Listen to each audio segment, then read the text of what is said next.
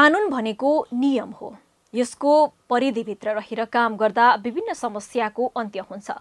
कार्य बाँडफाँड मात्र नभई नियम सङ्गत ढङ्गले कार्य सम्पादन गर्न पनि सजिलो हुने गर्दछ। त्यसैले सबै देशले कानुन बनाउँछन् र त्यसै अनुसार नागरिक चलिरहन्छन्। संघीयताको अभ्यासपछि नेपालमा पनि 3 तहको सरकार बनेको छ। 4 वर्ष यता तिनै तहको सरकारले विभिन्न ऐन, नियम र कानुन निर्माण गरेर काम गर्दै आएको छ।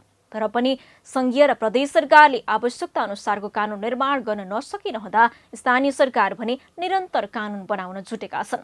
यसैबीच काठमाडौँको बुढानीलकण्ठ नगरपालिकाले 4 वर्षमा 34वटा कानुन निर्माण गरेको छ। पालिका खबरका लागि केशर आउजीको रिपोर्ट। समग्रमा मानिसको बाहिरी क्रियाकलापलाई नियन्त्रण गर्न राज्यद्वारा निर्माण गरी लागू गरिएका नियमको सङ्गालो नै कानुन हो। समाजमा शान्ति सुव्यवस्था कायम गर्नु, विकासको लागि उपयुक्त वातावरण सिर्जना गर्नु, जनताको हक हित एवं कर्तव्यको व्यवस्था गर्नु, समाजका सदस्य बीचको सम्बन्ध सुमधुर बनाउन सहयोग गर्नु नै कानुनको उद्देश्य हो। समाजलाई सही दिशामा मार्गदर्शन गर्न कानुनको आवश्यकता पर्छ। कानुन बन्धन मात्र नभई सुकार्यमा लाग्न प्रेरित गर्ने र समाजमा अनुशासन कायम गर्न आवश्यक शिक्षा समेत हो। कानुन अन्तर्गत राज्यको मूल कानुनका रूपमा रहेको संविधान, ऐन, नियमावली, नियमहरू, विनिमयहरू पर्दछन्। यिनै आधारभूत आवश्यकता पूरा गर्न स्थानीय सरकार धमाधम कानुन निर्माण गरिरहेका छन्। बुढानीलकण्ठ नगरपालिकाले हालसम्म 34वटा कानुन निर्माण गरेको छ। कानुन निर्माण गरेर लागू गर्दा काम गर्न सजिलो हुने उसको दाबी छ।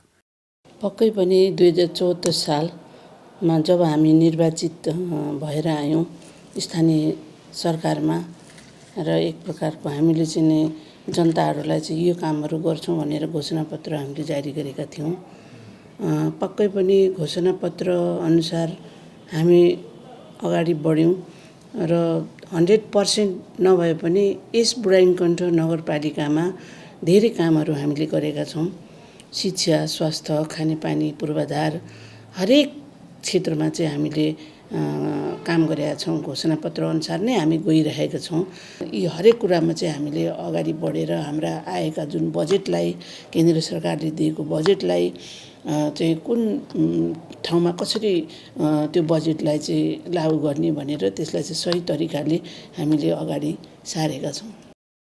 बुढानीलकण्ठ नगरपालिकाले बनाएका हालसम्मका कानुनहरू: आधारभूत तहको परीक्षा कक्षा 8 सञ्चालन कार्यविधि 2074, बुढानीलकण्ठ नगरपालिकाको स्वामित्वमा रहेको ट्रिपर तथा ब्याक होल लोडर सञ्चालन कार्यविधि 2074, शिक्षा व्यवस्था कार्यविधि 2075, विद्यालय लेखा परीक्षण कार्यविधि 2076, विपद व्यवस्थापन कोष सञ्चालन कार्यविधि 2076, महिला उद्यमशील तालिम तथा रोजगार केन्द्र सञ्चालन कार्यविधि 2076, बुढानीलकण्ठ पर्यटन बोर्ड गठन तथा सञ्चालन कार्यविधि 2076, बुढानीलकण्ठ नगरपालिकाले होम आइसोलेसनलाई व्यवस्थित गर्न बनाएको कार्यविधि 2077, बुढानीलकण्ठ नगरपालिकाको सूचकाङ्कमा आधारित कर्मचारी प्रोत्साहन प्रणाली सूचकाङ्क तथा कार्यविधि 2077, आइसोलेसन व्यवस्थापन सम्बन्धी कार्यविधि 2077, प्राङ्गणिक मल अनुदान कार्यक्रम सञ्चालन सम्बन्धी कार्यविधि 2077, प्राङ्गणिक कौशी खेती प्रवर्धन सम्बन्धी कार्यविधि 2077, कृषि यान्त्रिकरण तथा कृषि औजार उपकरण प्रवर्धन कार्यविधि 2077, वैदेशिक रोजगारबाट फर्किएका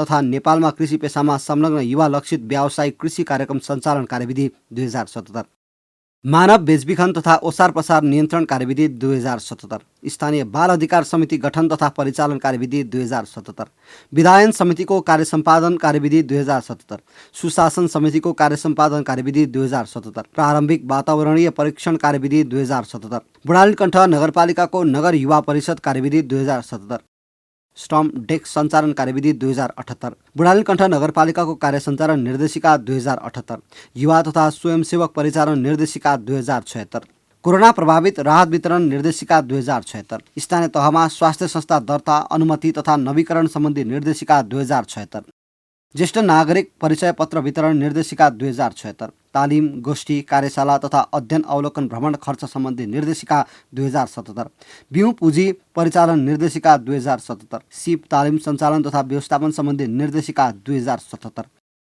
स्वयंसेवक परिचालन निर्देशिका 2077, बस्ती विकास मापदण्ड आन्तरिक सह लगानीको योजना सञ्चालन सम्बन्धी मापदण्ड 2077, बुढानीलकण्ठ नगरपालिकाको सहकारी नियमावली 2077, बुढानीलकण्ठ नगरपालिकाको भवन निर्माण सम्बन्धी मापदण्ड 2078, नागरिकमा अधिकार र कर्तव्यको बोध गराउनका लागि र राज्य प्रणाली सञ्चालनका आधारहरू तयार गर्न निर्माण गरिने कानुनबाट अहिले भने स्थानीय सरकार मात्रै खटेको देखिन्छ।